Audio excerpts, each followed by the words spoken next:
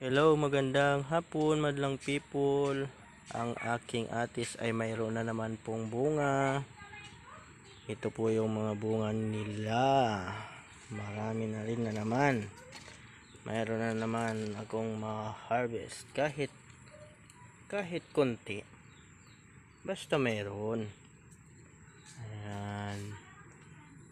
Medyo kasi hindi na gaanong mabunga itong atis kong tanim. Nangingisa-isa na lang po, pero matamis po ang atis na to. Yan, medyo malaki na yung atis namin. At meron na naman pala ako ditong itatanim na kamatis. Ayan, marami na namang mga tumubo.